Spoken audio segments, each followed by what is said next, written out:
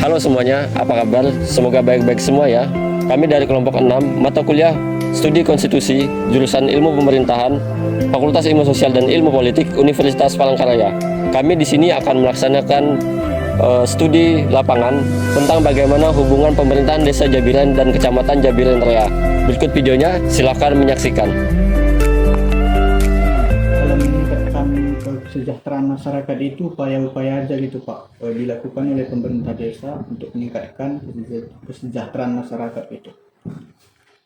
Kita di desa ini kan dari segi kan kami petani pekebun. Nah, kami kan selalu mencari potensi masyarakat tuh yang bisa kami di desa ini kan sudah ada mencari potensi-potensi sumber daya tuh, terutama SDM-nya lah.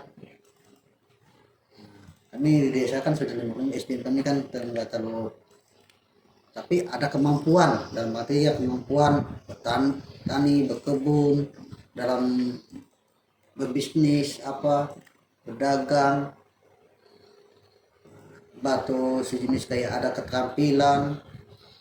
Memang kami kalau di keterampilan tuh ada dua macam, ada keterampilan seni rupa, ada seni rupa tuh ayaman, batu sinis seni-senian, batu tiga lagi, keempatnya untuk keamanan meningkatkan jaga budaya ya desa. Itu dari segi itu yang potensi untuk pertanian kami ke perkebunan tuh melihat kami kan ada beberapa andil atau galian. Di situ ada potensinya ada 3, bisa lihat ada 4 lah potensinya dari dalam segi pertanian perkebunan, karena produksi mereka tuh sudah sampai ke Palangkaraya. Dari situlah kami pertama membantu sesuai dengan program pemerintah ketahanan pangan. Kami membantu jalan usaha taninya. Terkait dengan pemerintah desa dalam pengelolaan anggaran dana desa gitu Pak, kemana aja sih anggaran dana desa itu dialokasikan? Kami kan gini, masalah kayak anggaran desa untuk 2022 nih, kami kan sudah diatur oleh Menteri Keuangan dan Menteri dengan dan Desa Tertinggal dan Peraturan Presiden. Karena tugas mereka itu kan untuk ketahanan pangan 20%, untuk BLTDD itu 40%, untuk PKN itu sampai 10-15%. Tugas kami ya anggap 10%. Ya tugas mereka dari menteri kami hanya sedikit ya kami mengelola. Karena gini, kami di desa Jabiren kan sudah dikatakan starting dari kabupaten. Tapi di lapangan kami nggak ada starting. Otomatis kan kami membekok nih. Tapi namanya peraturan, kami mengikuti aja anggaran aja kami dana tuh. Dalam ketahanan pangan itu hal apa aja atau pembangunan infrastruktur apa aja yang dibangun untuk meningkatkan seperti ketahanan pangan itu melalui anggaran dana desa tersebut gitu? Ya jalan usaha taninya. Kami berikan jalan usaha taninya kini. Ya dari masalah aset. Saya bilang kan aset itu kan pertama memang dibangun oleh kabupaten yang andil ini. Yang andil ini dibangun provinsi. Mau dibangun karena potensi yang dibangun oleh provinsi itu potensinya yang paling lebih besar di sana. Mau masuk kabupaten nggak bisa masuk, otomatis kan desa tuh. Nah, program dari ketahanan pangan mereka nggak berani juga karena pemerintah sudah pakai itu kami peraturan Menteri itu Keuangan dan Menteri Desa Tertinggal. Kami anggarkan kemarin 200 juta, ada 2 lokasi. Sekitar pembangunan apa aja gitu? Jalan usaha tani ya. Jalan usaha tani ya. Berarti jalannya. Ya itu namanya pakai padat karya itu saya kelola Pak terkait dengan kekosongan jabatan tersebut. Apakah pemerintah desa, contohnya kepala desa itu pernah mengalami kekosongan jabatan gitu Pak? Kami 2000 memang habis itu kan 2019 kemarin kepala desa, tapi nggak ada kekosongan, tapi ada PJ-nya langsung ditunjuk selama oleh kurang lebih 1 tahun. selama berapa bulan lah, nggak sampai 1 tahun Kurang lah. lebih ya. Kurang lebih gitu. Pejabat sementara. Sementara 2020 itu langsung terpilih dia. Ya. Lupa bulannya 2019 tuh ya. Pejabat sementara Ya. itu dari mana Pak? Itu dari memang PNS? ditunjuk oleh dari kecamatan, Dari kecamatan. diajukan dari ke PTMD. Apakah yang berhak sebenarnya tuh aturan untuk PJ atau untuk staf kecamatan? Sebelumnya terima kasih banyak Pak atas jawaban yang telah dipaparkan dan kesediaannya menerima kami di tempat ini. Kami mengucapkan banyak terima kasih Pak. Bila ada kekurangan dan kesalahan kami yang kurang menyenangkan hati Bapak pada saat ini, kami minta maaf. Iya. Dan sekian dan terima kasih Pak. Idealnya ya terkait pertanyaan nomor 5, bagaimana koordinasi antara pemerintah kecamatan dengan pemerintah desa Jebiren dalam hal meningkatkan pemberdayaan desa Jebiren.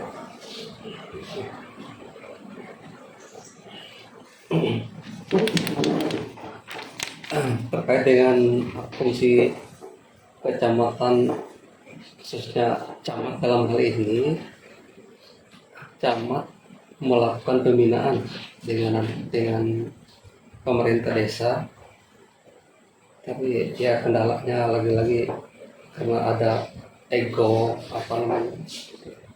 karena otonom, desanya otonom, jadi kelihatannya selama ini ada gap. Ini realnya di sini. Mudah-mudahan nanti disampaikan ke Iya Pak. pihak pemerintah seperti apa olahnya nanti untuk hubungan antara kecamatan, pemerintah kecamatan dan pemerintah desa. Jadi selama ini kita mungkin mudah ada kesulitan ya gitu ya, karena pemerintah desa sepertinya bertanggung jawab langsung ke bupati. Jadi apapun yang disampaikan pihak pemerintah kecamatan seakan-akan nggak ada gregetnya gitu kan. Padahal dalam undang-undang pemerintah kecamatannya sebagai pembinanya. Terkait dengan pemberdayaan masyarakat desa dengan melalui pembuat desa Jebiren tadi melakukan pembuatan kelompok tani gitu Pak. Ya. Dalam aspek pemberdayaan masyarakat desa. Gimana sih peran camat di situ Pak? Kecamatan untuk memberdayakan masyarakat desa melalui kecamatan dan desa. Itu sebenarnya bahwa kita ketahui kecamatan itu merupakan perpanjangan tangan dari pemerintah daerah gitu kan Pak, untuk mengurusi beberapa dan memberdayakan masyarakat desa juga gitu Pak. Nah, jadi dalam pemberdayaan masyarakat desa ini dengan melakukan pembuatan kelompok tani di desa Jebiren, bagaimana sih koordinasi saat ini yang dilakukan pemerintah kecamatan dan juga desa dalam hal pembuatan kelompok tani ini Pak, untuk pemberdayaan masyarakat desa? Ya, oke. Terkait dengan itu, kita di pemerintah kecamatan Jebiren Raya cuma dikasih hak untuk membuat rekomendasi itu pun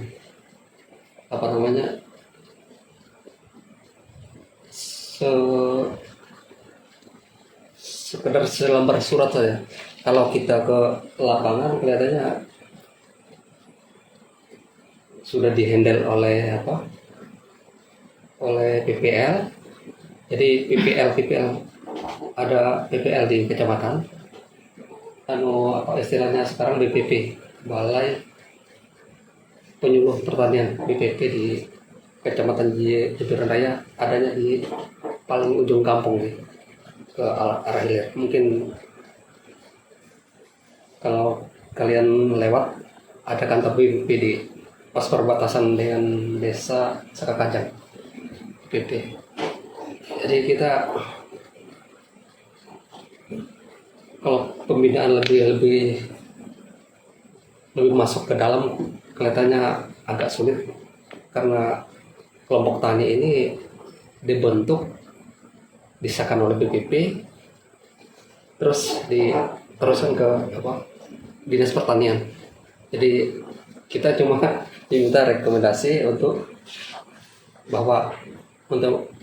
mendukung administrasi aja. Terkait dengan pembangunan infrastruktur di desa Jebiren itu Pak, itu ada nggak pengawasan dari pemerintah kecamatan supaya pembangunan infrastruktur itu bisa terrealisasi dengan baik gitu Pak, berupa pengawasan gitu.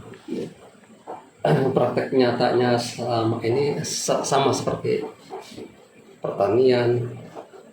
Jadi kita ada tembusan kewenangan kita untuk mengawasi itu, malah kadang-kadang kita tidak diberitahu adanya pembangunan apa gitu kan, jalan dari kabupaten. Jadi mereka itu langsung ke kabupaten. Terus terkait dengan kekosongan jabatan yang pernah terjadi di desa Jebiren pada tahun 2019 kalau nggak salah, ada kekosongan jabatan 1 tahun di mana peran kecamatan untuk kekosongan itu gimana Pak? Itu memang ada prosedurnya, biasa ditunjuk dari kasih di pemerintahan di sini. Ya, biasanya dari kasih pemerintahan untuk mengisi sebagai PJ-nya. Ya, fungsi jabatan. Ya. Dan PJ ini fungsinya untuk mempersiapkan pilkades selanjutnya dari camat. Dari camat Ya, itu. camat yang menunjuk gitu. Kira-kira kalau boleh, Diusulkan ke bupati yang meng-SK-kan. itu aja sih Pak. Terima kasih atas jawaban yang telah dipaparkan dan kesediaan Bapak menerima kami di sini gitu Pak. Kalau ada kesalahan dan kesalahan kata, perbuatan, kami minta maaf Pak. Terima kasih. Ya, itu dia hubungan pemerintahan Desa Jebiren dengan Kecamatan Jebiren Raya. Semoga dengan video ini bermanfaat untuk kita semua. Terima kasih telah menonton.